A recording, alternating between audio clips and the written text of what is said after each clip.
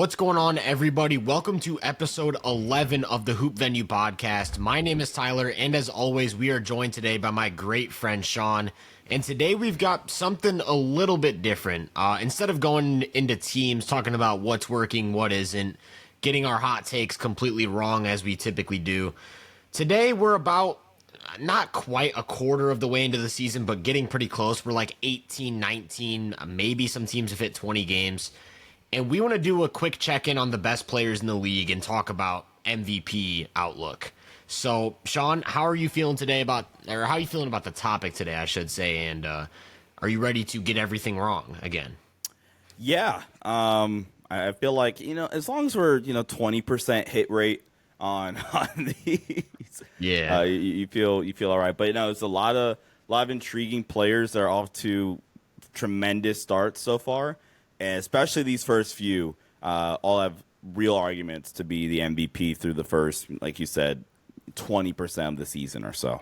Yeah, and I think it's really fun because we're seeing, obviously this might not hold, we could see a lot of changes, but right now I feel like we're getting a lot of different typical MVP arguments at the same time. Like you've got the best player on the best team argument. You've got the guy carrying a team of bums, we'll say. They're NBA players, but bums. And is that Jokic? Filling the box score. I'm not saying names yet. But filling the box score in a crazy way. Okay. You've got the guys who are raising the ceiling of an already good team and making them a hyper-efficient offense. You've got the two-way play. Like, we're seeing literally everything right now. And I think, like I said, that could change. It could be a small sample size. Someone could run away with it halfway through the season. But I do think right now this is shaping up to be an incredibly interesting race. And I want to start with a guy who I think maybe we both picked as our MVP prediction. Yep. Did we? I know I did. I think did. you did.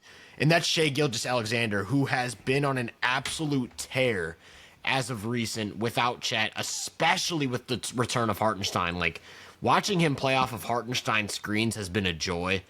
And the guy is finally, like, I remember heading into the season, we were like, what if Shai just adds the elite pull-up three-point shot?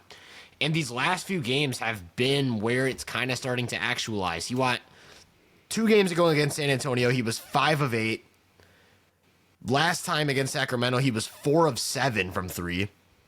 I'm not sure what he is over the last few games, but he's definitely picking his spots. And like I said, playing off of Hartenstein screens, coming into open space, getting to those pull-up threes. And what we're seeing now is that's starting to get added to everything else that made him great last year. He's getting to the rim. He's using the mid-range. He's getting to the free throw line and making 88% of his free throws. How have you felt about Shai this season and the Thunder as a whole? Well, the three-point game, I already thought that Shai was one of the more toughest players to guard in the league.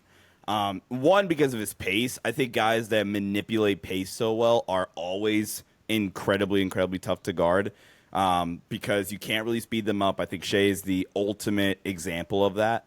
And this season, he's shooting 50% on pick-and-roll threes. So Shai's a guy that already likes to get to his spots and be crafty, play in the mid-range game where it's already tough to stop him, where you can get to the rim downhill. He is still pretty athletic and get downhill, finish through contact. Obviously one of the best foul drawers in the league. But you add the fact now he's a 50% three-point shooter on ball screens on decent sample size, 30 attempts so far from 3 out of ball screens. Shai in the 87th percentile in terms of pick-and-roll ball handler usage, right? So insane volume out of that. He's also in the 86th percentile in terms of efficiency. So one of the most just efficient scorers of the basketball in the league. 62.3% true shooting percentage, which is somehow down from last season. He takes 7 attempts at the rim per game, 8 from the mid-range. You combine one of the best manipulators of space and pace in the league, and then combine one of the best screen setters in the league in Hartenstein, which we had a conversation a few episodes back, like, does Brunson miss Hartenstein a little bit from that regard? And Brunson's kind of turned it around.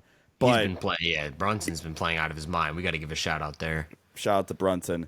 But the answer is still ultimately yes, because the combination of the screen setting, the elite passing, I think it's fair to say, from Hartenstein. Yeah. Especially like relative to position. Definitely relative elite. to position. Yeah. Yeah, Shay's awesome, and I'm glad he's balling out right now. And one of the biggest reasons, if not the biggest reason, why I felt so confident picking the Thunder to win the chip this year. Yeah, one thing I love about Shai is we were talking about before the season, and we see this a lot with players where it's like, okay, if a guy's going to increase his pull-up three-point volume, that's not just like a linear progression. You don't just add 2 pull-up threes. You have to get there without sacrificing other aspects of your game. Yeah, I think a great example Tatum. right now is Tatum's Tatum. the opposite, I guess. I think a great example right now would be Anthony Edwards, where like I wouldn't say he's eating into other parts of his game, but like you can mark a big jump in pull-up three-point attempts with less free throws, less shots at the rim. What we're seeing right now with Shai is his shot diet has basically been the exact same, except he's turned long twos into threes. He's taking 2 more pull-up threes a game, or at least 2 more threes overall. I'm not sure how many of those are pull-up. 2 more threes overall per game. And he's shooting about the same percent as last year, 35.5% on 5.5 3-point attempts a game. That's just like legitimately good offense that just adds another counter. And because he's getting to the line at the same rate, getting to the rim at the same rate, it's basically just building off of what he already was last season, which was the MVP runner-up. Just to throw some more numbers at you, 29 points per game, 6.5 assists, 2 steals and a block. Turnovers still under 3. Like you said, 62.3% true shooting. The Thunder have a plus 16 net rating with him on the floor and a plus 2 net rating with him off the floor. So the statistical signals are lining up with a typical MVP caliber season. And I think the Thunder being as good as they are is just another overwhelming thing that can push them in that direction. I'm personally not a huge guy, or I guess I'm not huge on indexing on team wins when I'm trying to assess the individual value of a player, because there's just so much that goes into that. But in the mind of voters, that definitely is one of the biggest things. Like if 2 players are kind of close and one won 4 more games, that guy's going to get the nod. And the Thunder being they're starting to emerge as a clear like front runner out west. A lot of other teams are starting to lose. Like Phoenix went on that stretch without KD. Golden State's dropped 2 in a row. The Rockets are still winning, but they almost dropped one to Minnesota today. They're at, like, OKC is basically 2 games ahead of anyone in the West right now. Yeah. And they just keep kind of separating themselves with the return of Hartenstein. So Shai, obviously, huge candidate right now. I do want to add you one mentioned more Tatum. thing. Go really ahead. Quickly. Yeah, I was going to move on, but go ahead. Yeah, no, I really want to get to the Tatum discussion, but just to kind of finalize the point about the shot diet for Shai. So far this season, he's around 47% of his pull-up jumpers in total have been from 3. So, by the way, he's still taking a lot of mid-range 2s. Like I said, he's taking 8 mid-range 2s per 75 possessions.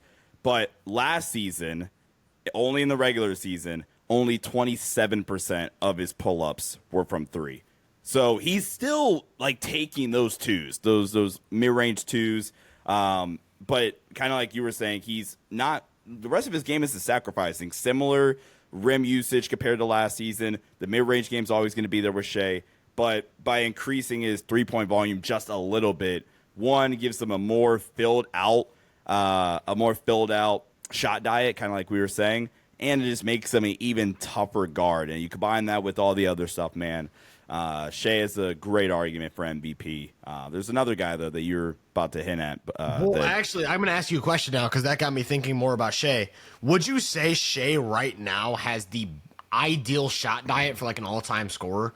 Like, of anyone in the league, would you say Shai has the shot diet that is most similar to that of an all-time great scorer? Like, the high volume at the rim, still high volume at the mid-range, but now incorporating more of the threes at like within the flow of the offense. Would you say that's the best shot diet in the league? If we're talking about, ball dominant guard / wing scores, yeah. Like I would have a hard time finding somebody with a better shot. I would say like Shai right now to me feels like the closest thing to what like 2003 Kobe would look like in today's pace and space. That's kind of how I feel about it. So, yeah, I think Shai might actually be the best scorer in the NBA. There's a few other guys we're going to get to that are pretty damn good scorers. But, like, yeah, Shai's absolutely phenomenal. Let's talk about Tatum, though, because I kind of started to segue in that. Tatum is a really interesting player because of the way people kind of group him into one of two categories. It's either, hey, the Celtics are a super team, Tatum actually is a glorified role player, or it's Tatum's the system. I feel like there's a middle ground there. I think Tatum, his versatility unlocks most of what they do. The fact that he can beat the first line of defense very consistently, the fact that he is a big time pull up three threat, and also the fact that he's a really advanced passer. He doesn't get nearly enough credit for what he does as a passer, and this has been a career year for him as a passer, up to almost 6 assists a game. His previous career high was 4.9 last year. He's up to 5.8 assists per game. And one thing I like with Tatum is the Celtics were already like the most analytical team I've ever seen, and Tatum has like taken a step with the analytical shot diet even more. Just straight up like taking just a boatload of threes, and it works. Like he's shooting 37% from three on nearly 11 attempts a game, and for that type of 3-point volume to come from a 6'8" powerful forward is just like, that's just incredibly valuable. I think he doesn't get enough credit for the ability to shift between roles. Like he'll start. There's so many plays where he starts the advantage and then finishes the play off of the own advantage that he started. And a lot of that, too, is Boston is stacked with ball movers. Like Derek White's phenomenal, Jaylen Brown phenomenal, Drew Holiday phenomenal, Al Horford at age 56 phenomenal. But Tatum being like an elite catch-and-shoot guy, elite pull-up guy, gets to the rim, high-level passer, and then everything you get on the defensive end with his versatility. I think Tatum's argument for MVP would just be the fact that he is the guy that turns the Celtics into a like unbeatable machine that's just always there and like doesn't skip a beat just because you have such a high floor with him. I think, and this might also be just playing into your argument for Tatum. I think Tatum's argument is, and yeah, this definitely is kind of playing into it. He's arguably, out of any non-big in the league, okay, how do I want to word this? Out of any superstar player, we'll go that route. Out of any superstar player in the league, I think Tatum's probably the most versatile out of any superstar player in the league. Yeah, we talked about this before, 100%. I did a film breakdown on Tatum last year. This would have been after maybe game 1 or game 2 of the Dallas series in the finals. It was sometime in the playoffs. I don't recall quite when. But the Tatum argument, not the Tatum argument, the Tatum discourse I've always found really, really annoying. Not only because of what you've said, but it's also, I think people have this, especially in the past, have had this expectation of Tatum, the scorer. And like, oh, and it's either A, he is a great scorer, or B, he's a terrible scorer. I'm like, guys, he's, in the past at least, my argument was, he's a perfectly good scorer. He has had in the past kind of his limitations as a scorer, but he's an elite rebounder for his position. Yes. Elite rebounder, elite positional versatility, defensively. Where again, to your point, he can legit guard 1 through 5. At that size, he could still be that downhill driver. Maybe is as often as you would like it to be, maybe not, but within Boston's system, I mean, it still kind of works. And then you add in the playmaking and stuff like that. I think the thing for Tatum this season, and there's been a noticeable jump in Tatum's efficiency as an isolation scorer. There's been a noticeable jump. Like, it's insane. So far this season, by the way, he's getting way more isolation touches too. Like, his volume has gone up. As a matter of fact, let's pull this up. Jayson Tatum this season there's only 3 players in the entire league that have more isolation usage than Tatum. Can I guess the players? Can I Sure, guess the players? go right ahead. Shai's got to be one of them. Shai's number 2. Luka? Is Luka on there? No. Giannis? No. Oh, am I fumbling? James Harden. James Harden's got to be on there. James Harden's number 1. He has a scoring possession out of ISO 33.9% of the time. That's wild. And my last guess is going to be LaMelo. No. Think power forward, bruising forward, I guess. Randall? Nah. Not a bad Okay, guess. I was gonna say, who is it? Zion. He's Zion. had a lot Okay, of that makes ISO sense. Yeah, that possessions. makes Yeah. sense. But Tatum, fourth highest frequency of ISO scoring possessions in the league. That's insane. But if you look at points per possession, which also accounts for turnovers, Tatum has not turned the ball over in self-creation a lot this season, which really helps him out, makes him even more efficient. Where let's compare him to Ant, for example, right?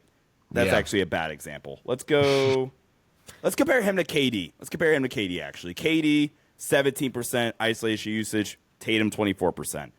They're both really, really efficient. KD's actually shooting like 63.5% effective field goal percentage on ISO attempts. He's ridiculous. But KD has a 16% turnover percentage on ISOs, right? So, like, that's the thing that for Tatum as well has really, really helped him out. He's not turning the ball over in self-created opportunities. And he's done a good job at also creating foul opportunities. Tatum's been insane. And I think the versatility, the noticeable jump as a self-created scorer where it feels like you're going to get a really good possession out of Tatum almost every time down the floor now. And like you said, the shot die, he's just lean even more into the Celtics analytical mindset of, yeah, you're going to shoot 1 billion threes a game. And we were talking off camera about the players that lead the league in above the break threes, and it's him and LaMelo, and it's by a lot. There's everybody else. Tatum's been hooping, man. Tatum's been hooping. Is he top 5 for you right now, just based off this season?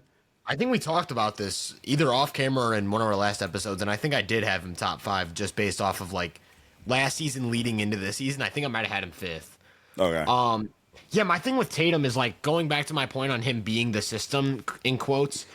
I don't think people give enough credit to the fact that the Celtics offense wouldn't be able to operate in nearly a similar manner to what it does if they didn't have a guy who could consistently create advantages and make the right decision. Like, I was so bothered when people were making the Jaylen Brown versus Jayson Tatum arguments last offseason because if Jaylen Brown was forced to have the type of decision-making load that Tatum has, the Celtics offense would like be not even a fraction of how efficient it is right now.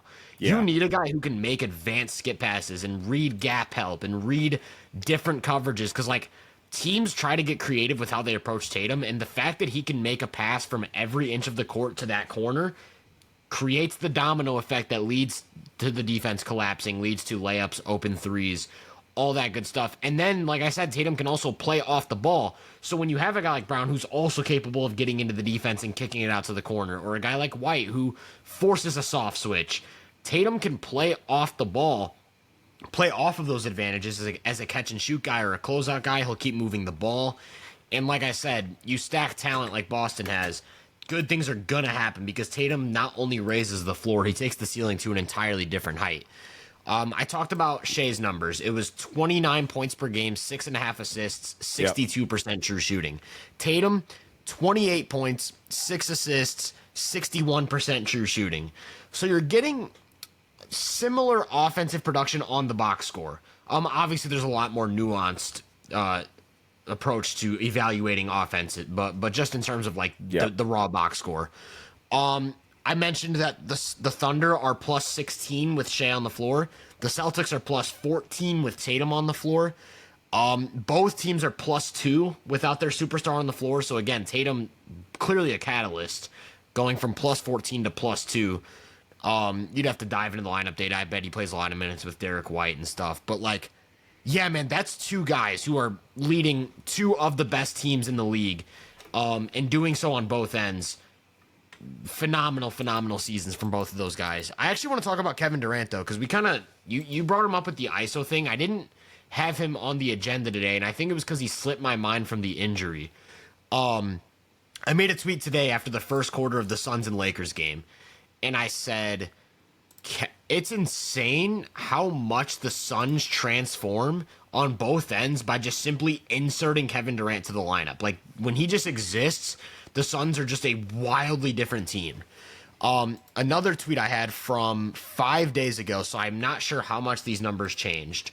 5 days ago, Phoenix before Kevin Durant's injury, number 10 offense, number 9 defense, number 11 net rating, and number 3 in win percentage. Yep. One thing I want to highlight is the disparity between net rating and win percentage was literally just Kevin Durant looking like a god down the stretch of games. They would be in close games, and he would literally, we were talking about this, like every night they would be in a 1 or 2 point game, and he would close the last 2 minutes. They won like 5 straight clutch games just because of KD alone. After the injury, number 20 offense, number 27 defense, number 28 net rating, and number 29 in win percentage. There was only one team that lost more games than the Suns without KD, and it was the Wizards, who are currently like damn near 2-20. So complete collapse. Kevin Durant's argument is literally just the fact that he is pretty when Ryan Dunn's on the floor, they've got 2 of them, but Kevin Durant, for most of the Suns' minutes, is the only rim protector on the floor.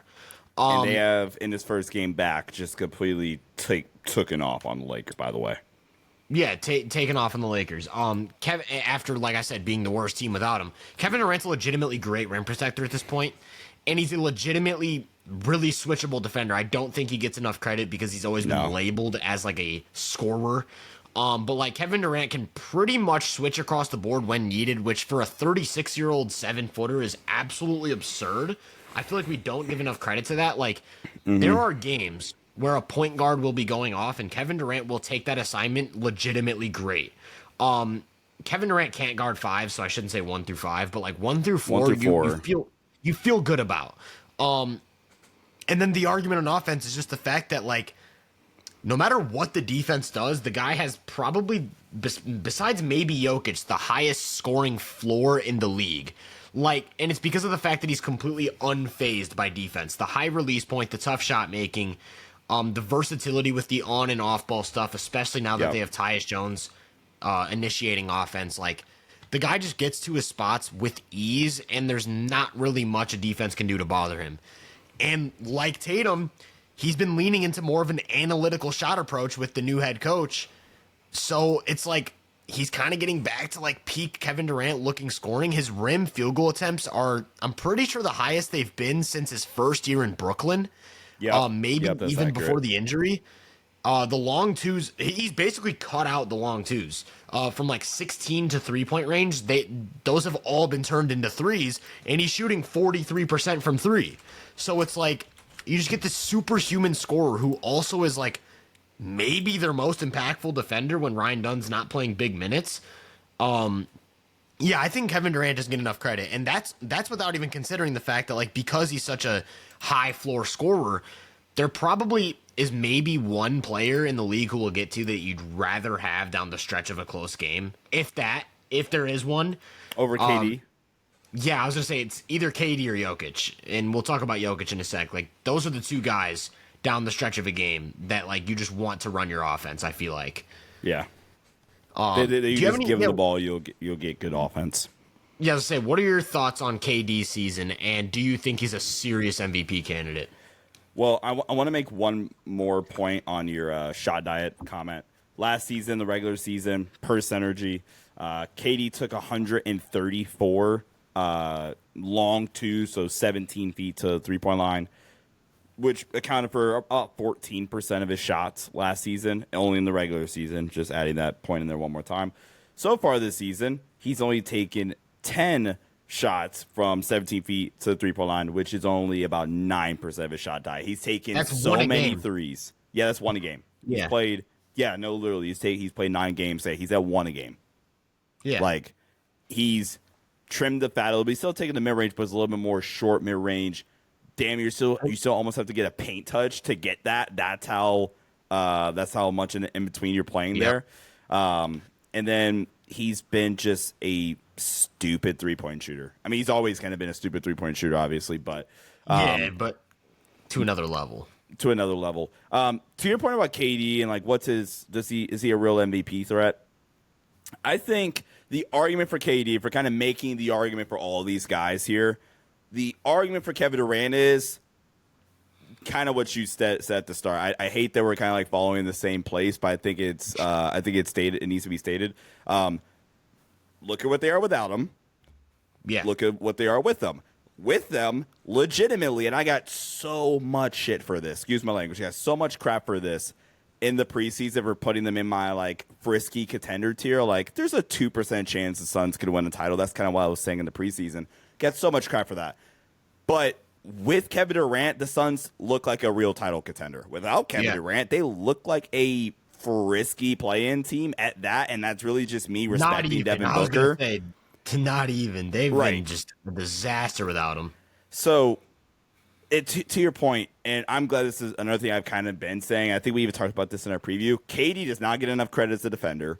And he's, for a Mike Budenholzer system, if you're not going Giannis, and maybe I'm only saying Giannis because it worked, A, and 2, Giannis is the downhill driver, so it just makes it a little bit more unfair. If it's not Giannis, KD is one of the 2 or 3 players in the entire league that fits this system better than anybody, because one, the floor with Bud teams, the floor is always going to be like outstandingly well spaced in terms of like spacing concepts. It doesn't even matter if you're a good shooter or not. The spacing principles in general are going to be fantastic. And to the point where, okay, it's the fourth quarter and there's 6 minutes left. Like, KD here, go hoop. But quarters 1 through 3, it's Booker, Tyus, go ahead. You guys can, or Brad even, you guys can run the show. Get the defense to collapse. KD is not the playmaker that Tatum is, for example, using that as a comparison, which is also part of the reason why his turnover percentage will get dialed up a little bit more. Like, if you blitz or show heavy help to KD doesn't have the passing ability or processor, whichever word you want to use to describe it, that a Tatum has, for example, to make the skip passes consistently or make that next read. But he's also got a much looser handle, I would add as well. Fair. But in terms of just simply keeping the offense moving and like hitting the swings and stuff like that, KD's completely fine and more than capable of doing that. Because he's going to get the attention where he is shooting 43% from 3 this season. And I was gonna say KD is probably like a top 3 catch and shoot threat in the league. Like, off the catch, the guy does not miss. It's like oh my God, God forbid you leave him open. It's like you just scratch your head when that happens. I actually want to throw another number at you about the shot diet. Okay. This season, 34.8% of his field goal attempts have been threes, which is tied for a career high. Golden State or OKC days. So his last year in OKC after the Jones fracture, when he was more like jump shot reliant. 34.8% of his shots were threes in 2016. The other year is like Golden State 2018, 33.8%. His return year in Brooklyn, 31.3%. But like, it's a clear shift in approach. He's taking the least amount of long twos in his career, the most amount of threes in his career. And back to the numbers conversation, 28 points per game. So 80. Right in line with, 28 points per game, right in line with like Tatum and Shai. The assists, like you mentioned, aren't going to be as high, and the turnovers are going to be a little bit higher. Less of a playmaker, but more of like a surgical off-ball scorer kind of guy. 67% true shooting. Is just absurd. League average is like 58. The league average right now is, let's see. They took it off of Basketball Reference. That is the dumbest thing I've ever seen. I don't have it. I don't have it. I know last year it was like 56 something, I think. Yeah, I think last year it might have been like 56, 57, 58, somewhere in there. Either way, Kevin Durant's about 10% ahead of league average. Right. Depending on which number you choose. Which is just the stupid. thing is he doesn't have the same type of statistical footprint from like the team level that Shai and Tatum do, because they are like pushing these juggernauts to absurd heights. Like the Suns are only a +2 net rating with Kevin Durant on the floor, as opposed to the +14, +16 with those guys. Yep. But like I mentioned, the disparity between the net rating and the wins, because at the end of the day, net rating is just trying to predict wins. Wins are what ultimately matters. The Suns with Kevin Durant, I'm sure there's a stat out there for this. Win probability added, I'm pretty sure, is a real stat that accounts for like the value of clutch time, WPA. I bet Kevin Durant is like an absurd leader in that because of the fact that they get into these 50-50 games and they won every single one of them to start the season. They started off the season 9-1, didn't they? Weren't they 9-1? Something absurd like that. They were 9-1 with like a neutral net rating. Like that is not normal. That was all Kevin Durant. So that would be the argument. I think statistically Shai and Tatum have it over him, but I think when you dive into like just sheer who's producing the most wins, Kevin Durant to me has been right with those guys. Okay, so I found a website that does this. We'll have to, I've honestly never heard of it before, but shout out to them. If you look at win probability added, like you said, WPA, per game, number 1 is Kevin Durant. Yeah, I feel number like 4 is Jokic. Number 2 is AD. Trying to see if there's any of the other guys we talked about. That's crazy. That's crazy because I did remember hearing about that stat like 3 years ago when it was DeRozan hitting a bunch of game winners and everyone was like freaking out about DeRozan. Tatum's 27. Shai's 31. So that's kind of the argument for KD. It is. Yeah, it is. Like, look at what they are without him. And one, he's like the clutch player of the year if he's able to meet the games and met obviously. And then again, net rating, okay, sure, +2, but literally terms of like helping their teams like get wins when they probably shouldn't, KD's the best at that in the league. Yeah, and I would also like to mention with the net rating argument, I mentioned how the Thunder and Celtics were both +2 without their superstar on the floor. The Suns were -7. They're -7 without KD on the floor. So a complete disaster. I'm actually going to pull this up real quick because I do want to check a couple more numbers just to really hammer this point home on what I'm talking about with Kevin Durant. Yeah, okay, if you exclude garbage time this season, Booker on the floor, Kevin Durant off the floor. Okay. -12 net rating. Ew. Bad. Just bad. Not good. Not good. And another number I want to look at is, okay, this is ridiculous. Okay, really tiny sample size, so do not over-index on this, but I have to name it. We are going to over-index on this. Over-index, yeah, exactly. This is going to be what determines our MVP pick. On play-by-play stats, you can filter by leverage, and I only filtered the high and very high leverage moments, which means basically just clutch time, right? Like, okay, it's like within like a 3-point game, final minutes. Yeah. They've played 33 minutes with Kevin Durant on the floor, have a 144 offensive rating and a 44 net rating. Yeah. Absolutely obscene. Obscene numbers. Kevin Durant has been... We got to take a sip after that one. Yeah, Kevin Durant has been super... But I haven't even gotten into the craziest part, though. I haven't even gotten into the craziest part. That's not even the craziest part? It gets worse. They've played I don't know how I could top walking off. They've played 15 minutes without Kevin Durant on the floor. Oh, boy. 96 offensive rating, -45 net rating. They are 90 points better in high leverage moments with Kevin Durant on the court. So yeah, like I said, tiny sample size, 33 minutes and 15 minutes, but that is perfectly in line with the eye test. Like when Kevin Durant is on the floor and you have a close game, you're gonna win is basically what we're saying right now, like through this season. Yeah, I think Kevin Durant deserves a lot more credit for what he's doing. So before we continue, I want us to do this at the end. We kind of have this on here in terms of like who's our MVP through 20-ish games. I want us to rank these guys in terms of who would we have on our MVP ballots right now. I was thinking we would do a top 5 each. Okay. At the end of this, we'll do a top 5 each. All right, cool. Let's get to a guy that is leading a bunch of really good above average players, I think, like a team full of above average players, and that's Jokic and the Nuggets. Aaron Gordon's been out for a little while now. I actually don't remember what the reason was for. But nonetheless, you saw what the Nuggets, Jokic, I think the rumor was he had a kid or something. You saw it for I think 3 games what Denver kind of looked like without him, and they looked really, really bad. Really bad. Essentially, whenever they've played anybody not named the Oklahoma City Thunder, Jokic has been the most unstoppable player in the league. Yeah. Thoughts? I mean, that's just okay. So I think this is really funny, and I'm glad you went to Jokic next because I can really hammer this point home now that we're fresh off of the last 3 guys.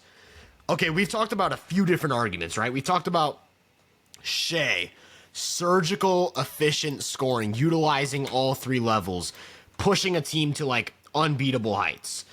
Celtics, kind of the same thing with Tatum, but it's more about versatility. It's about unlocking the system, unlocking everyone around him, and enabling players to play their best basketball.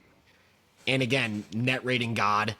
Then with KD, it's like the team collapsed without him. He's closing games in the clutch, and he's just like a surgically great fourth quarter player who just pushes his team's win probability. Jokic is the culmination of literally all of their arguments into one player. Yeah. The guy is shooting 53% from 3 on and a before career you high. continue, and before you continue, not to cut you off, that the shot coming back so like overwhelmingly to that point is insane. Considering like last season, that was kind of the big talking point, and you can even argue that's maybe why they lost to Minnesota because Jokic's 3-point shot specifically in the playoffs, but it's kind of a trend throughout the entire season. Just kind of fell off compared to what it was during the 2023 championship season where it wasn't this absurd, but you combine the shooting with the best post-up scorer probably in the past 15 years with the passing, or not even post-up score, post-up scoring engine. Like every time you get a Jokic post touch, you feel great about getting the best shot possible. I was going to say, he's probably, him and Shaq are probably the 2 best post players ever. Yeah. Like, just in terms of team. Sorry to cut you team. off. No worries. Like, I'm glad you made up. that point because, like, Jokic last year before that, maybe, like, was starting to push into, like, all-time great, like, GOAT level offensive discussions. We actually did a whole section on this in one of our episodes where we kind of ranked our GOAT offensive players, and we both had Jokic way up there. And somehow he took it to another level this season. He's like averaging career highs across the board. I mentioned the 3-point percentage. He's getting to the line at a career high rate. He's making 84% of his free throws. His rebounds are up to over 13. He's leading the league. He's averaging 11 assists career high. He's averaging 30 points career high. By the way, 30, 13, and 11 is the official box score on that. 65.4% true shooting percentage. Yep, sounds about right. Basically just breaking all of the records for any analytic you've ever seen again. Here's the thing for Jokic, like with me for Jokic. I think like these last few seasons of Jokic, you could argue are like a top 5 regular season peak of all time. Like just in terms of sheer value on the court. Just one of the GOAT regular season players. And then this year is like a clear outlier from those GOAT level offensive years in the regular season, and it's like, what are we witnessing? I mentioned, okay, this is about to sound absurd. Okay, Thunder with Shai on the floor plus 16, Celtics with Tatum on the floor plus 14, Nuggets with Jokic on the floor plus 12. So they're like, the Nuggets with Jokic on the floor are like competing at the level of these juggernaut teams. That's kind of absurd because and yet they're 9-7 and they're the 8 seed. Yeah, and those teams are like really, really good. Like both of those teams have multiple all-star level players. Both of those teams are like elite defensive teams as well as offensive teams. Yeah. Like I mentioned, Celtics with Tatum off the floor plus 2, Thunder with Tatum off the floor plus 2, Suns with Kevin Durant off the floor -7. You want to guess what the Nuggets are with Jokic off the floor this season? -14. -15. So you actually undersold it. Yeah, I feel like there's not much to say with Jokic. I feel like you won't have too much to say outside of just, it is what it is. But, like, what are your thoughts on this stupid season Jokic is having? I don't have any other thoughts on Jokic. Jokic's argument is simply he's the best player in the league, which is actively one of the things that they go against them too.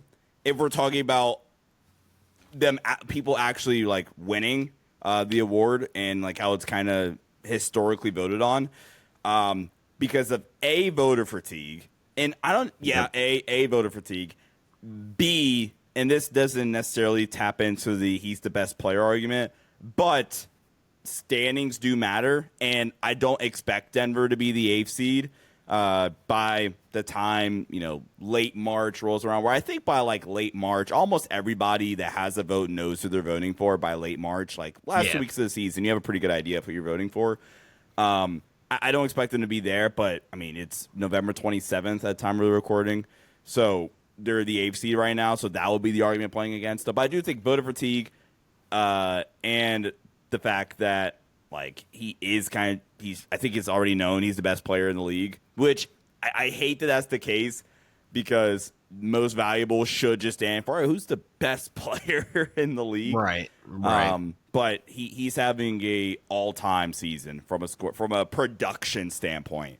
And it's fun that the episode after opening night where we watched Denver and OKC, we said, yeah, Jokic might just have to get shots up, and if his efficiency drops maybe a little bit, oh well, but this team desperately needs him to just turn into shot chucker isn't even the word, but a guy that just gets shots up like every trip down the floor damn near.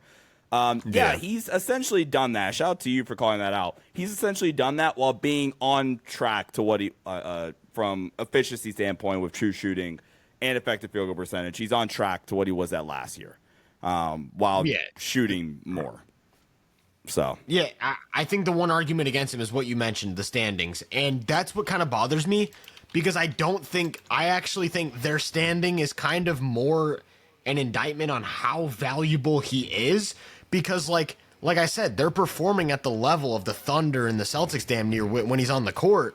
So the fact that those teams are 15-3 and 13-4 and his team's 9-7, I feel like should be an indication that like, hey, this guy is basically the only reason this team is even in a position to win 9 games, as opposed to being a bottom feeder.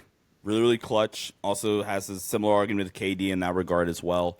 Like I said, 4th in win probability added. So, Jokic has maybe the easiest argument, and it's just the fact that he's the best player in basketball right now.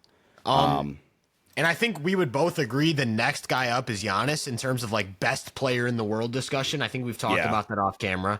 He's pretty clearly too. It's a pretty similar argument to Jokic. It's like Giannis is just that good that you have to look at him every time. It's kind of like what Embiid was the last few years, where it was like Jokic, Embiid, Giannis were kind of the big three. Now that Embiid's got the injury stuff, Giannis is still right there with Jokic. It's like these are the two guys. Giannis, to me, is having by far the best offensive season of his career. Career high 32 points per game, right up there with last year, which was a career high, 6.4 assists. Turnovers are about the same, about 3 a game. Over 60% from the field, getting to the line 10 times a game. Like I said, my thing with Giannis is like, he just has such a high floor. You know exactly what you're getting with Giannis. It's the same thing as Jokic. One thing that I really like about Giannis this year is the long two stuff. Yep, I still don't know if it's a sustainable part of his shot diet, but like when teams are sagging off of him, the ability to just step into like a 45% long two is such a good counter. You don't want him to fall in love with the shot and go to it like an early offense and stuff, but like cutting out those kind of what the threes were coming from. Right. Where it was like kind of early offense. He cut up the threes and he's turned them into like well-timed long twos. Right now he's shooting 49% on twos outside of 16 feet, which I think is like a really, really good mark. And the Hornets game recently, that was their last game Giannis played, I'm pretty sure, was the Hornets game. I highlighted on Twitter, I was watching, it was the 4th quarter, I want to say. Grant Williams was guarding Giannis, and he kept sagging way off. He sagged way off. Giannis hit an elbow jumper. Next play, sagged way off. Giannis steps into a clean elbow jumper. Third play, Grant sags off. Giannis goes to step into the elbow jumpers. hesitates, Grant Williams reacts, and then Giannis gets right around him, gets like an and one or something. And it was like watching a 7-foot MVP Westbrook. That's what it felt like.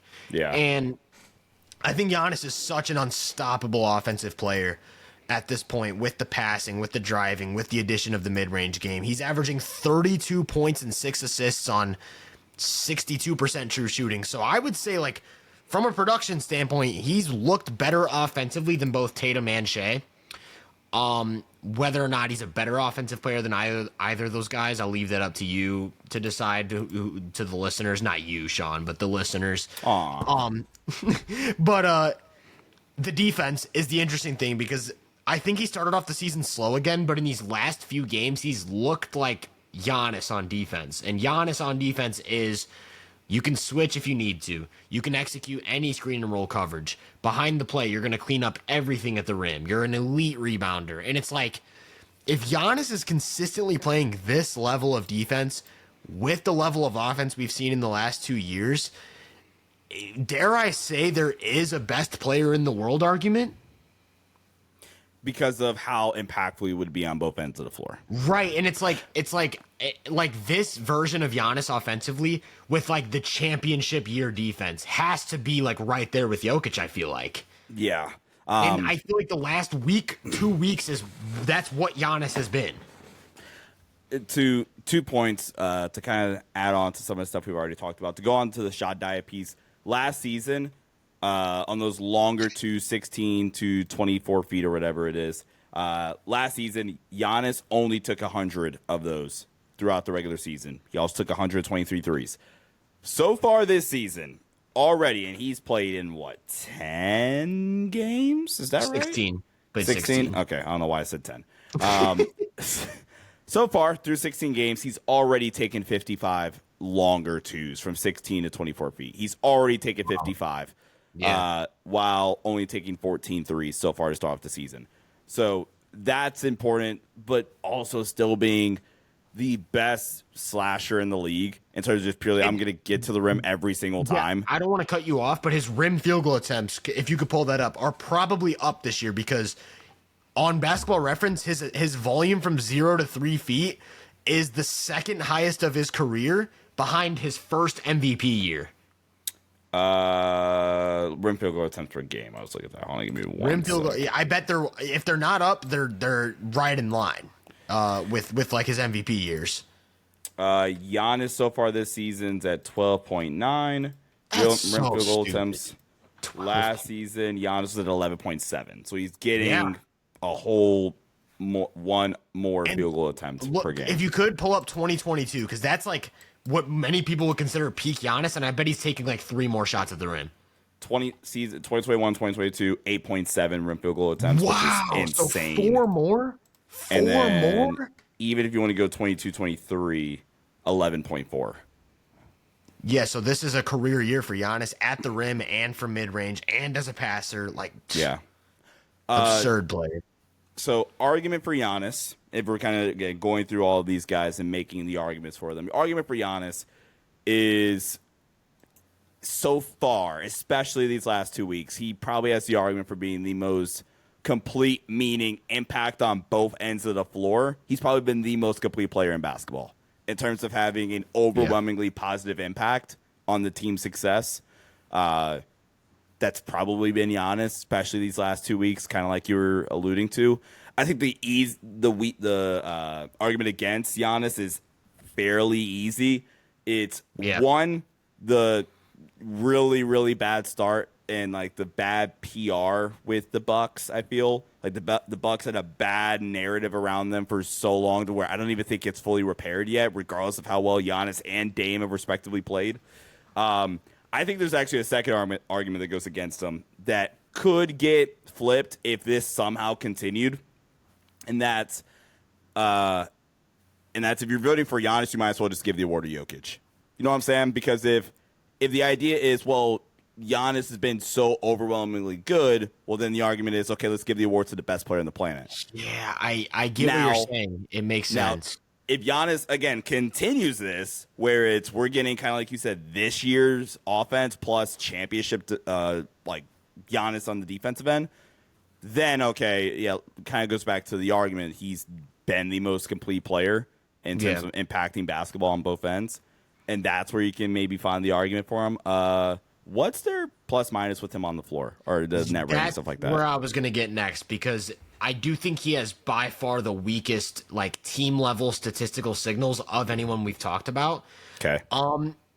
They're +0 with him on the floor. They're just a neutral team with him on the floor. And I think that goes back to what you said about the just give it to Jokic thing, because I do think the Bucks are depleted of talent. Like, we talked about this off camera. Giannis and Dame are probably the only two positive offensive players on the Bucks. Yeah. Would that But be these other Giannis? teams have something like Denver. Yeah. Jamal's been like one of the worst versions of Jamal, but he would be easily a net positive on the Bucks. Exactly. Same with Christian Brown, probably Michael Porter Jr. Westbrook's been really good recently. Westbrook's a positive on Milwaukee.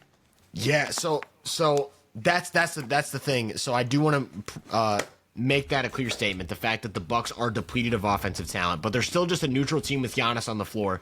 And like you said, Jokic is also heavy lifting a team that's ridiculously bad without him.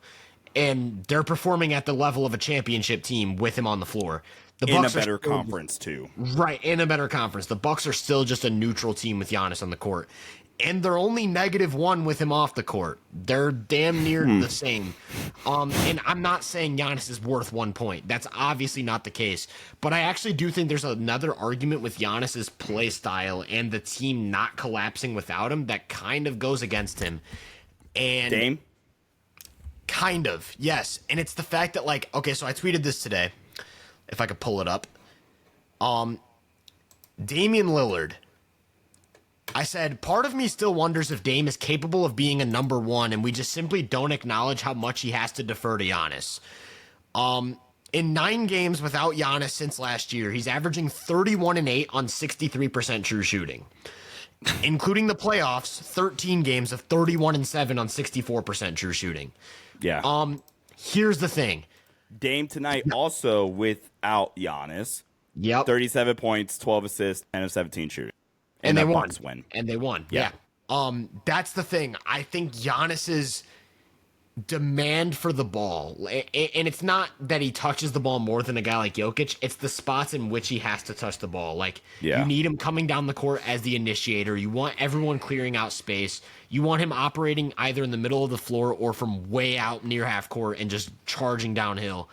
And when they're playing that style, Dame is basically relegated to the corner. Like, he'll just stand in the corner, and the only time he gets activated is if Giannis dribbles towards him for a handoff.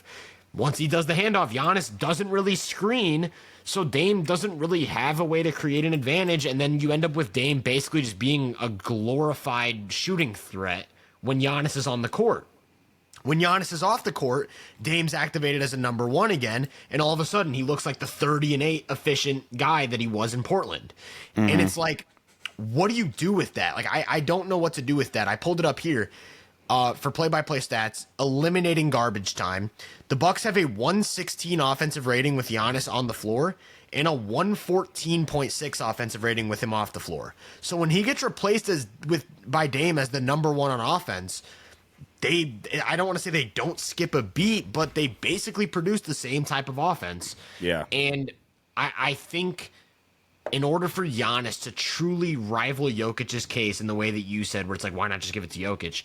I would like to see the type of synergistic effect. Yeah, like kind of a small sample.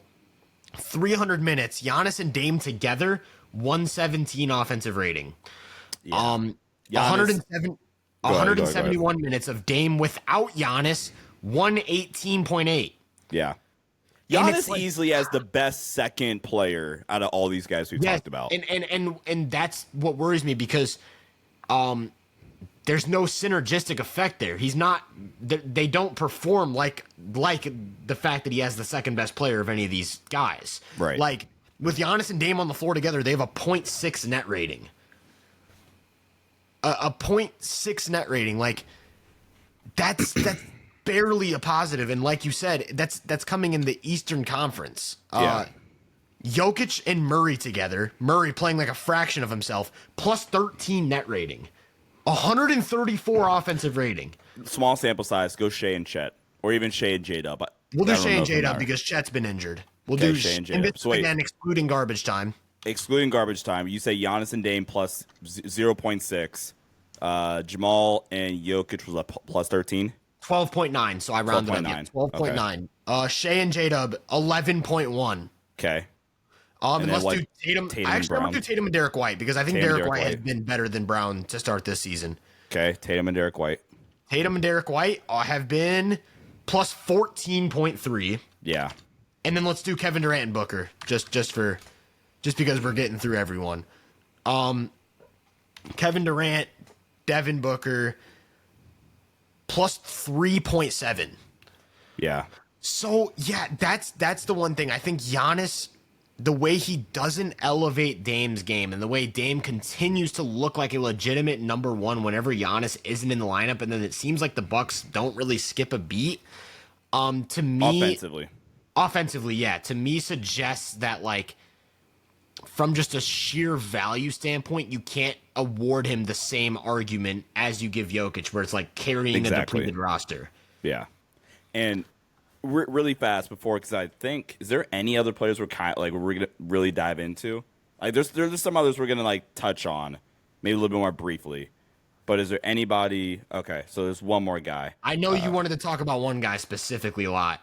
Okay, I see you highlighted him. So let's really quickly go back. I don't know if we made the argument against Shai and Tatum, kind of like we did with Jokic, KD, and Giannis. So what would be the argument against? Let's start with Tatum. What's the argument against Tatum? Is it the argument team? To me, yeah, the argument to me against Tatum would be, and I don't know if this has been as much of a factor this season. I would say of anyone we've mentioned, he is pretty clearly the most inconsistent. Yeah. Maybe because of his reliance on the three ball, but like he'll have a lot of really, really poor shooting nights. And you're always going to get the defense. You're always going to get the playmaking. That's why these guys are MVP caliber players. Yeah. But in terms of like the scoring efficiency and productivity, he's definitely the streakiest of any of these guys. Yeah. And which can affect his offensive outputs on certain nights. Exactly. And I think like of the guys we've mentioned, he's the guy I would trust least to carry the heaviest offensive load. Is that the word I'm looking for? Yeah, I know what we're going with here. On a depleted roster, he's the guy I trust least to like really, really carry the offensive load. To carry them and keep them at a championship level. Right. Because go ahead.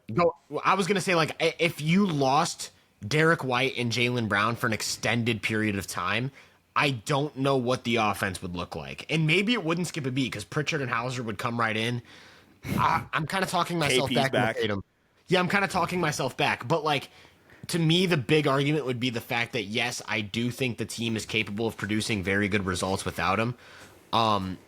Even if that hasn't been reflected in their play this season. It was last season. I think they had a plus 11 net rating with him off the floor last season.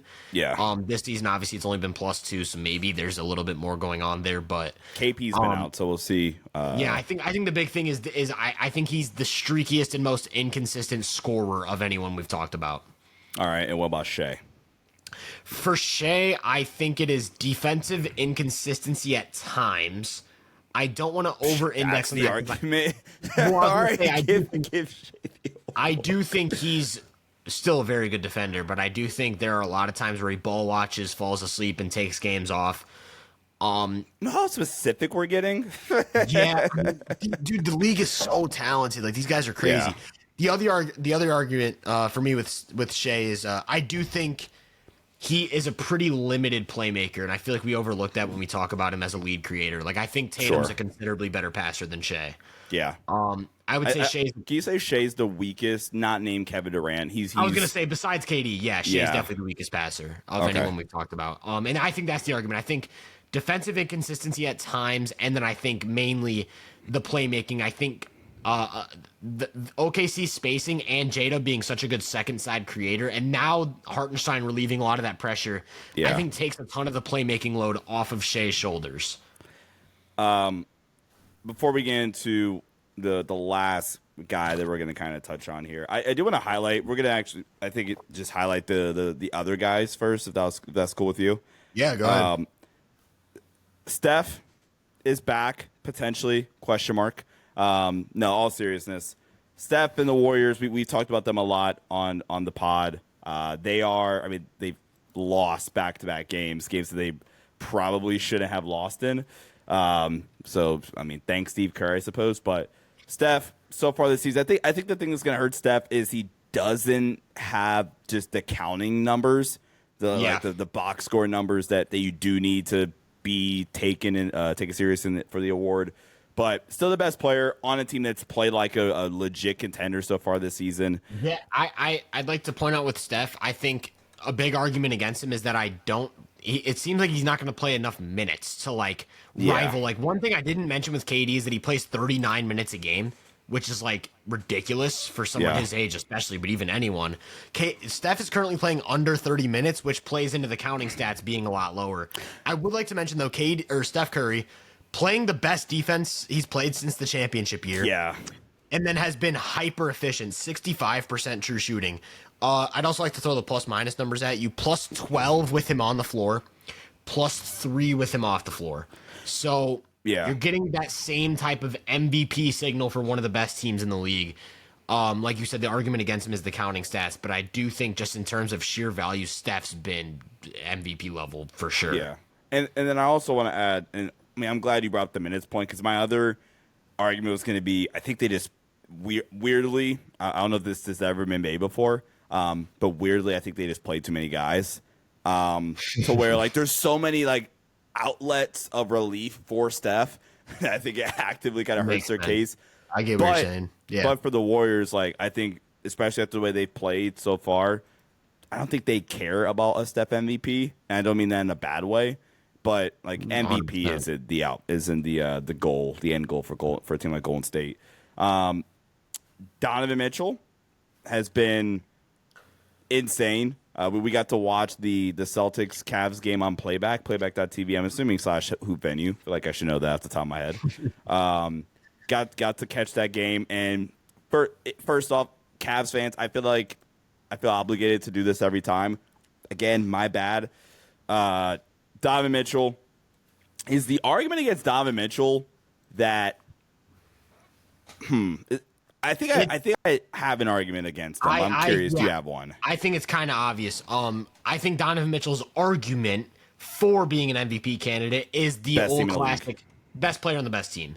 Yeah. The problem is there have been 3 other Cavs that are damn near not. I don't want to say equivalent in value, but really, really close in value. Close. Yeah. Yeah, and it's like if there's even one player, we saw it with Steph and KD in 2017 and 2018. If there's anyone close to you in value, you're just simply not going to be a candidate or a serious candidate. You might get some votes, but you won't be on anyone's number one. Yeah. And now we're seeing it with instead of 1 player at that level, it's 3 players at that level. Funniest thing ever.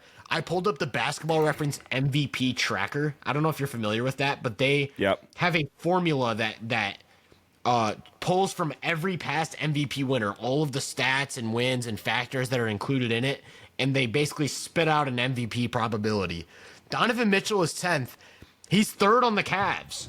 Darius Garland is 8th, and Jarrett Allen is 4th on the MVP tracker. I was just gonna say really quickly, if you look at estimated plus minus, Donovan Mitchell's 4.1, which is still leading the team, by the way. Donovan Mitchell 4.1. Darius Garland is at a 3.8. Evan Mobley is at a 3.6, and Jarrett Allen's at a 2.7. So they're that's 4. They have 4 All-Stars. All-Stars. And even crazier, I'd like to point out, that's the predictive version of EPM. They updated it to where it's it is now up to this part of the season. If you go to historical. No, but I'm saying there's 2 versions of estimated plus minus. Oh yeah. There's the predictive one, and then there's just this season. Yeah. Predictive one that you're looking at is basically how good are you right now? How good are you? The season one is how good have you been this season? And on that, Ty Jerome is number 1 on the Cavs with plus 5.8. Yeah. Plus Oh my god.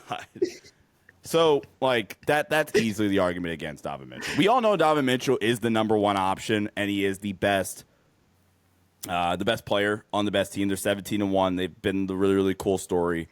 They might even be able to get to 19, 20-1. They have Boston coming up again, though, so we'll see about that. But I genuinely could see them winning like 65 games. But to me, you know what? I want to say, is this 2016 Hawks, 2015 Hawks? No, I was going to say this is 2022 Booker, when the Suns won 64 games, and Booker really wasn't a serious candidate. That's how I feel about Mitchell right now. Yeah. No, I'm completely on track with you. A couple other guys that we're just going to acknowledge they're playing out of their mind before we get to the last real player.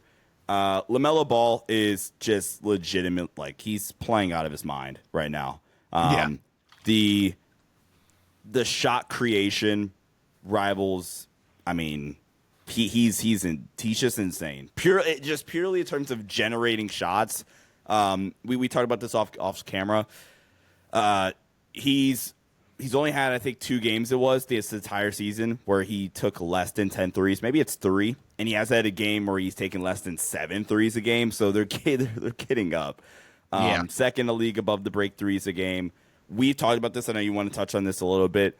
His superpower was in the past, and maybe it still is. We just don't get to see it activated all the time. Is his passing ability? Yeah. Where this year it's just shot creation, and shot making, and every flash in the pan you'll get the like LaMelo is still one of the most talented passers in the league. I know you wanted to touch on LaMelo a little bit here. So, I mean, what have you noticed about LaMelo so far? First thing I want to point out with LaMelo is that he's a box score monster. He's averaging 31 points and 7 assists. Also, like 5 rebounds. So, yeah, just filling up the box score. I don't think he's a serious MVP candidate for the obvious reason that the Hornets are just kind of a crap show. They're just not a good team. They're not a terrible team. They're not the type of team that would field out an MVP. And we talked about this in one of our former episodes. You just brought it up.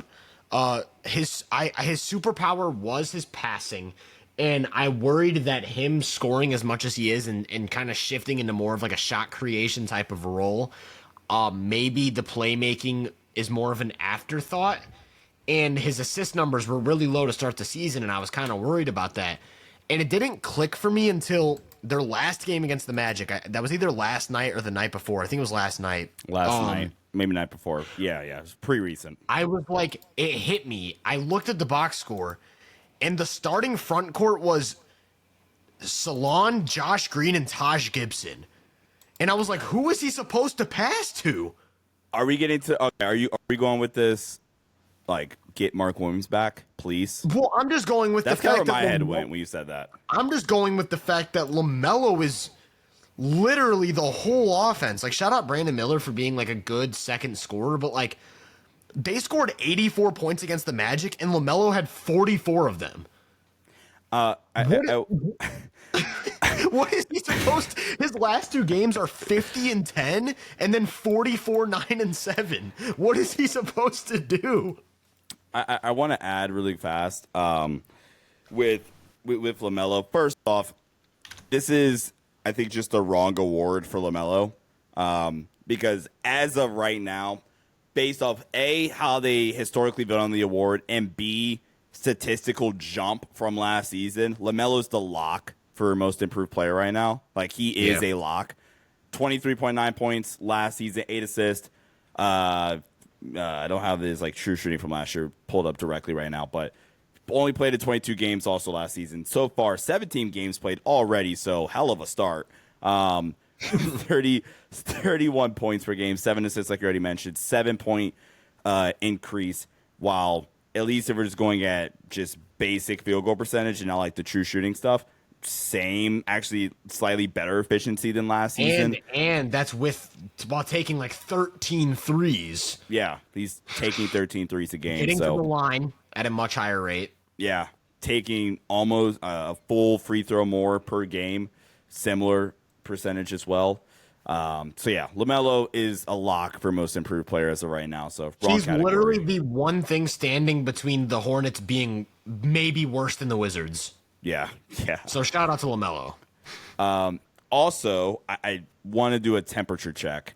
They're not good enough, But if you look at the way he's played recently, the only other guy that could score worth anything for the Hornets in that Magic game was Brandon Miller. If you look at his last 4 games, did I kind of cooked with my Brandon Miller as an all-star hot take? So far this season, overall, 20 points per game, 5 boards, 4 assists. Last 4 games, he had 29 and 4 against Brooklyn on 64% shooting, 38 and 7 on 57% shooting, 32 and 11 on 48% shooting, and then he had that 20-point 10 board game against the Magic. Brandon Miller's hooping, man. I love Brandon Miller. Like I think he's got a lot of limitations, but like I saw a stat. It was like him and LaMelo are combining for like 22 3-point attempts per game or something like that. Like they're getting them up. I think Brandon Miller, obviously, like you mentioned, last few games has been playing like an all-star. Yeah. Him and LaMelo, they just got to figure out where they're going around those guys because they have something with that backcourt, undoubtedly. Yeah. And then last 2 guys we'll just shout out. We've talked about them extensively in the past. France has been hooping. They've won, the 9 only of their thing I want last to mention 10. with Franz, we've talked. Yeah, as I said, that's the only thing I want to mention with Franz is the fact that they're 9-1 over their last 10. And I don't want to say that the Magic are better without Paolo. That's absurd. But I am glad that we don't have to sit through another season of Paolo carried a bunch of young guys to the playoffs because they are still a great team, and Franz has looked like an all-NBA level player. Yeah. And then Cat. Ignore everything defensively with Karl Anthony Towns, but offensively, he's been a real pleasure to watch offensively. Ultra efficient offensive player. Cat is 7th on the MVP tracker. Just wanted to throw that out there. So shout out Cat. But the last player that we kind of wanted to dive into here, we extensively went over Shai, Tatum, KD, Giannis, Jokic. Briefly touched on Steph, Spida, LaMelo, Franz, Cat. Last player is Anthony Davis from LA. And start with the positives, because Laker fans are going to storm this and get very pissed off. The Lakers get blasted, by the way, tonight. 25 points, 15 boards, 5 assists, 4 blocks for AD. He is like legitimately like stuffing the stat sheet. He's been I don't want to say stat box score merchant, but so far this season, 30 points, 3rd in the league, career high, unless I'm missing that. Career high points per game, 11.1 boards, 7th in the league, 3 assists rounding up. AD's true shooting percentage, or even if you look at like EPM, this is his best offensive season since those peak Pelicans days. We talked about that in the past as well. Let's start with the argument for AD. I think let's just start there. What is the argument for Anthony Davis? The argument for Anthony Davis is that even while having a weak defensive year relative to his standards, he's still one of the best defenders in the NBA. The rim protection, the rebounding, the switchability, the versatility in coverages and positions. There are very few guys who can defend like Anthony Davis, even at a fraction of his own value. Then it's like you mentioned, maybe his best offensive season ever, if not since like either his first year in LA or his last year in New Orleans. Yeah. Averaging 30 points per game, shooting 56% from the field, 41% from 3, getting to the line over 10 times a game. Career high in true shooting. Yeah, 64% true shooting. Like you mentioned, it's a pretty obvious argument for AD. The Lakers have like, what are they, the 4th or 5th best offense in the NBA right now? And AD has been the focal point. Him and LeBron kind of teeter between who's the focal point on each night. But AD's definitely their go-to scorer. That there's no questioning that at all. He's also second in win probability added. Wow. Yeah, that's second behind KD. So yeah, I guess in a nutshell, the argument for AD would be career year on offense for one of the best offensive teams in the league, and basically the only thing keeping them from being the worst defensive team in the league. Yes. While also his touches are at a career high, so we're seeing, I think the dream version of like what like optimized offensive AD looks like. I think with the touches, the utilization of him within the play design and stuff like that. I think this is the dream, right, from AD from an offensive standpoint. I think we can both agree on that. And I'm not going to really add on much else because I think you stated it. I think I will say this about like playmaking. There isn't a lot of talk about AD's playmaking throughout his career, I feel. I think he is a more than capable playmaker. I think you set him up where it's like, okay, we're running delay action. I'm making X read. Hell yeah. Like AD's more than capable. I think if you catch him with a surprise double or something like that, then it gets incredibly shaky. But he's a more than capable playmaker. His turnover percentage is lower than it's been over the past year by a whole percent, which is awesome. The point against the argument against AD is one. I think I don't know what the like net rating is with him on and off the floor. If you don't mind pulling that up, but I think don't want to know. Yeah. Okay. I actually do want to know, but before you say that, it's number one. It's easily, I think, team performance is going to matter with AD. The Lakers, that's a loss tonight. They're 10-7. So right off rip, if we're comparing him to Jokic, who I think from a box score or just overall impact standpoint, Jokic has the clear argument over AD anyway. And the Lakers are only one win in the win column better. And Jokic dominated the matchup, which that feels like such a cheap answer, but I think it does like hold some weight here. This feels like a perfect segue into the on-off numbers, actually, while we're kind of on the topic. Okay, I think there's some good and there's some bad when you kind of include some lineup stuff. So I excluded garbage time. Okay. I think one really good signal, Anthony Davis with LeBron off the floor. So as the clear number one guy, has played 160 minutes plus 8.6 net rating. Okay. 122 offense and a 113 defense. That's pretty good. 113 defense that's above average, I'm pretty sure. Yeah, without Bron. With Bron is kind of where it gets a little shaky. 340 minutes, neutral net rating plus 0.1, 117.8 offense and 117.7 defense.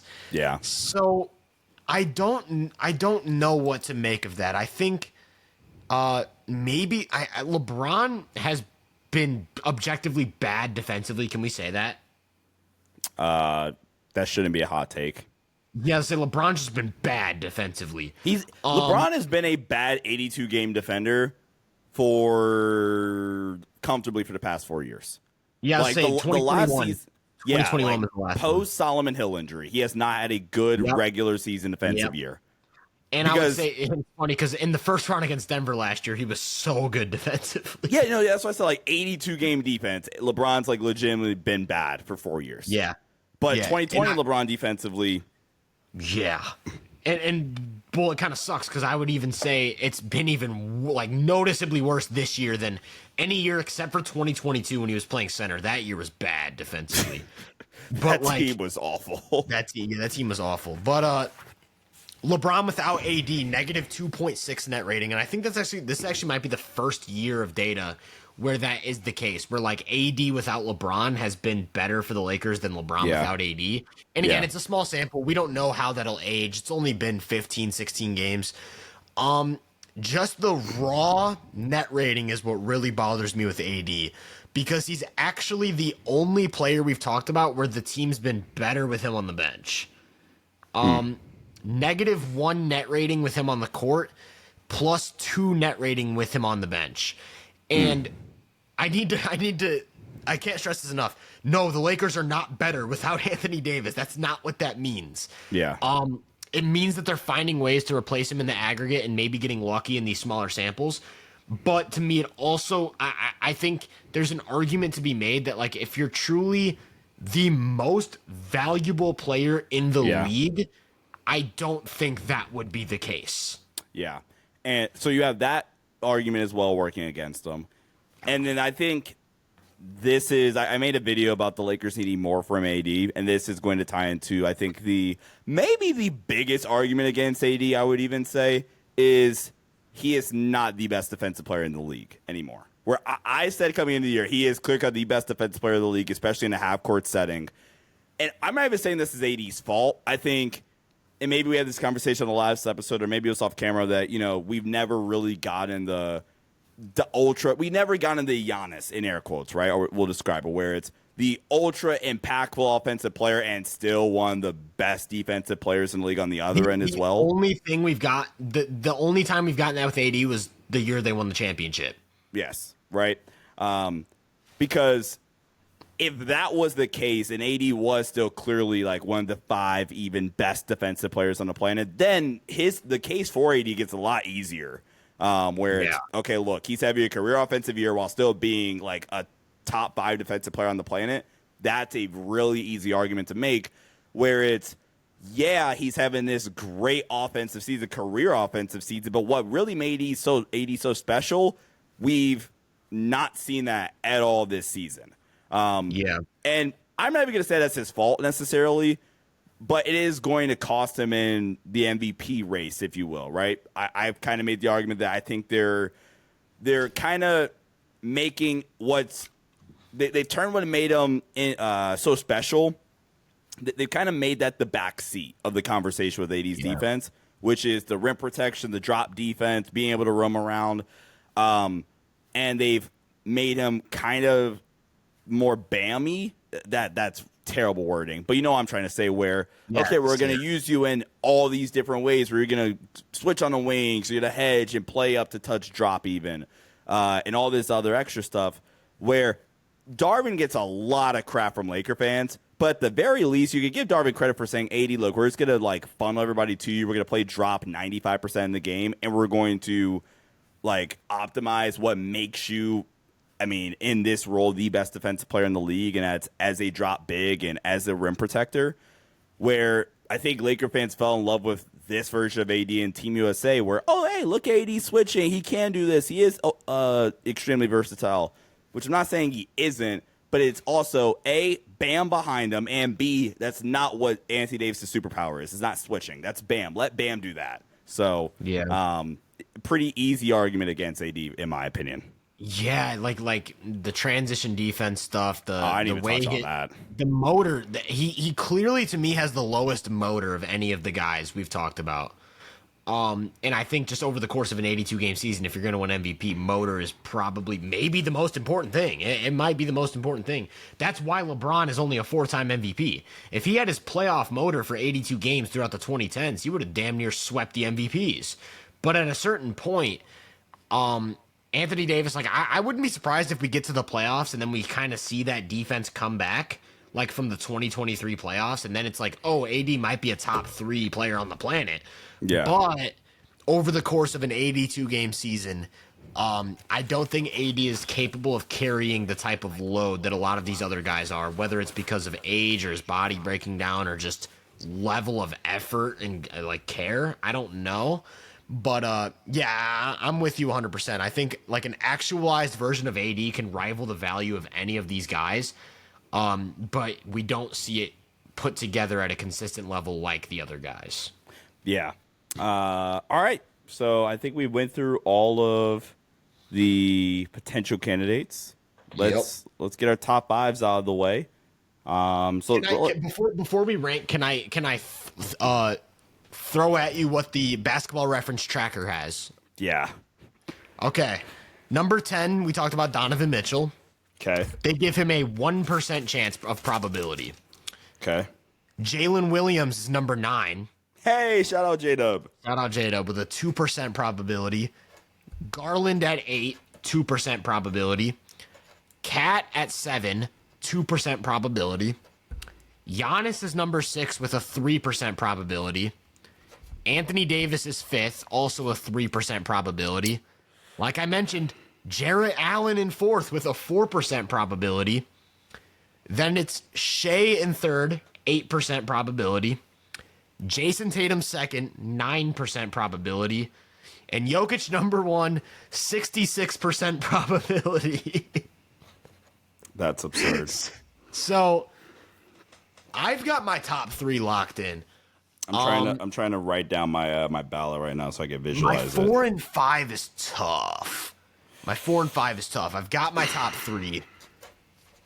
I can't decide what to do at 4 and 5. For me, it was 3 through 5. 3 through 5 was a... Okay, so you've got a clear top 2. I have a clear top 2. Like, I've got 1 a clear and 2 top, for me is pretty easy. I've got a clear top 3. And I don't know what to do with I think I got my 4. Number 5 for me is the tough one between a bunch of guys. I'm going to name you... Okay, so I think we're considering the same 7 players, right? Like, you have 7 guys. Yeah. And, I mean, I'll It's throw Cat. Shai, Tatum, KD, Giannis, Jokic. Steph and AD. I would throw Steph in there. You might not have Steph in there. I have Steph. Steph's probably the 7. Steph's Okay, probably the so 7. yeah, those are my 7. Yeah. And then I'd have, like, probably D. Mitch 8th, Donovan Mitchell 8th. I also want to throw out there, we didn't talk about a couple of guys at all, but I'm just going to, like, name names just to, like, get those names out there because the fan bases deserve it. De'Aaron Fox and Jaren Jackson Jr. are 2 other guys that I almost wrote down today because, like, they are playing out of their mind. I actually Anthony have Edwards, 10. too. I didn't talk about 10. Anthony Edwards at all. Anthony Edwards. I have De'Aaron 10. Do you have a list? Yeah, so I'll read off 10 through 8 really quick. I have a full top 10. 10 De'Aaron Fox, 9 Karl Anthony Towns, Fair. 8 Donovan Mitchell, and I'll stop there because that's now we're getting to the top 7. Well, okay, so you want me to do my 8 through 10? Sure, go ahead. Okay, so 8, I agree, Donovan Mitchell. I think I'm gonna go 9. I'll go, dude. I don't know. I think 9. I'm gonna go. You had Cat. I'm thinking I'll go Jaren Jackson Jr. 9th. Is that crazy? That sounds absurd. But I don't think people are awake to the type of season he's having right now with, like, the hyper efficient scoring to go along with, like, carrying a heavy load defensively and keeping the Grizzlies as, like, one of the best teams in the league without Ja. I think Jaren Jackson Jr. deserves love at number 9. They're the 4 seed right now. Grizzlies are the 4 seed. I'm going to go number 9, Jaren Jackson Jr. And my number 10, I'm going to go LaMelo, just because I think, like I said, I don't know if he's truly been the 10th most valuable player, but just in terms of what we talked about with, like, the Hornets putting out these ridiculously bad lineups and LaMelo basically being the whole offense, like, I think LaMelo deserves to be top 10. All right, bet. Number 7 for you. I think we have the same 7. Number 7. Is this Steph for you? Barely. Yeah. Barely. I think Steph is close to being top 5, but I'm going to go Steph 7 for now. Okay. I also have Steph 7. And I think one argument with Steph, too, is the Warriors did go 3-0 without him, if you remember. Yep. Yeah. So Steph was a pretty clear 7 for me, actually. Okay. Number 6. Who's 6 for you? I have Anthony. My 6 is Anthony Davis. Okay. Who's your 6? My 6 is also Anthony Davis. Okay, so we're 2 for 2. Also a pretty clear 6 for me. I feel good about that, yeah. All right. Number 5. My 5 is KD. Okay. I promise you guys, I wrote mine down right now on, like, a back of a receipt paper with a marker. Kevin Durant is my number 5. I think the one argument with Kevin Durant that we actually didn't talk about is the fact that he has missed, like, half of the games. So no, I made the argument. Okay, you did. If he's played every game, I think he'd maybe be 3 or 4, but I got him 5 for now. I got him 5. Number 4. My 4 is Giannis. Hold on. Is there a way I could do this without, like, Are we going to have the revealing? same top 8? Because we both had Mitchell 8th, so we might Guys, I don't know if you guys can see that. Yeah, wait. Yeah, you guys see Giannis. Yeah, we might just end up with the same top 8 here. I have Giannis at 4. Yeah. And actually what kind of, like, sold me, I had a tough time with 3 and 4. What sold me on keeping Giannis at 4 was when you brought up, like, how they just don't skip a beat when it's just Dame running the show. And he clearly has the second. He has the best number 2 out of damn near any guy on this list. I mean, like AD and Braun, I guess. But he would be the argument, and then also, like, the conglomeration of Jaylen Brown and Derek White. Yeah, or like whatever, like the whole Cleveland Cavaliers team. Like, yeah, basically. It doesn't matter. So we have the same top three to see if the order is the same. I think we're gonna have the same list. Is your number 3 Jayson Tatum? My number 3 is Jayson Tatum. Yeah. And I'm assuming your number 2 is Shai Gilgeous-Alexander. My number 2 is Jokic. Okay. So I'm sticking with my number 1. I like it. Of Shai. I like it. I'm so glad you said that. Because I think Shai and Jokic are actually both very, very close. Like, I think I actually think Tatum's right with them too. I think that's a clear top 3. That's what I was saying. Like, I think there's 3. I think Tatum would get grouped in with them. I think Jokic, to me, the only reason I went with him at number 1 is because, like I said when I started my Jokic sermon, was I feel like his argument is kind of the argument of every other player. It's like, this guy is this guy is this, this guy is this. Jokic has all of it. And I feel like, am I crazy for saying, like, if he didn't have an MVP yet, he would kind of run away with it right now? Like, are we just bored of it? That's kind of where I'm questioning. I get what you're saying. Yeah. I think these are actually pretty clearly 1, 2. Like, I think Tatum's like pretty clearly 3, but not like, I didn't really play much consideration for him at 1 or 2 either, if that makes sense. Okay. I just really can't I think the best argument we made against against Shai was the playmaking argument. Yeah. But it's not okay. He's I think we talked about this too, the least advanced playmaker amongst himself, Jokic, Giannis, Tatum, for example, probably the least advanced playmaker. I don't think he's a bad one though. And I get it, like the playmaking load is taken off of him in terms of a possession by possession basis by J-Dub taking a clear all-star leap this season in terms of production. Hartenstein coming back, Chet being an offensive hub for them when he was healthy. But it's not like he's a weak or bad one though. Like, he's still comfortably, I think, an above average playmaker For sure. And if that's the lone thing defensive inconsistencies, if that's the lone argument against him, I necessarily there isn't really a good argument against Jokic either. I think that those are clearly 1 and 2. I don't really care who's now one. That I'm thinking about it more, I do now feel a bit confident in the disparity between Shai and Tatum. And I think I forgot to consider the fact that the Thunder have been pretty depleted. And Shai's basically been just kind of carrying their offense. Like, J-Dub, shout out to J-Dub for the season he's having. I don't want to take anything away from J-Dub, but I think it's pretty clear that he requires a guy like Shai to create advantages for him to attack. Like, J-Dub's one of the best off-ball scorers on the planet. Right, but like in terms of just like slow the game down, J-Dub, we need you to create for the offense. I don't think he has that in the way that like Jaylen Brown has, for example, with the Celtics. Yeah. And so just to throw like a couple guys at you, Isaiah Hartenstein has missed 15 games. Yep. Chet Holmgren's missed 7 games. Yep. Isaiah Joe's missed 2 games. Caruso's missed 4 games. Kenrich Williams has missed 10 games. They've played AJ Mitchell in every game. Aaron Wiggins has started half their games. They're playing Dylan Jones and Ousmane Dieng. Like, they're basically 13 players deep. And they have, like I said, a plus 16 net rating with Shai on the floor. That is not normal. Yeah.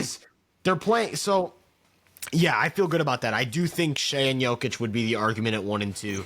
I think Tatum's a clear 3 for me. I do think Tatum is closer to 2 than 4. I disagree. I think Giannis, for example, I think Giannis is closer than Tatum than like Tatum is closer to Jokic. So yeah, that's where we would disagree. But I do agree with you that 1 and 2 is pretty solidified after like talking myself into it.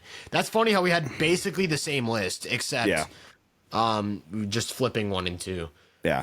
I do think I will say if it were voted on right now by voters, Shai would win. Predicting this.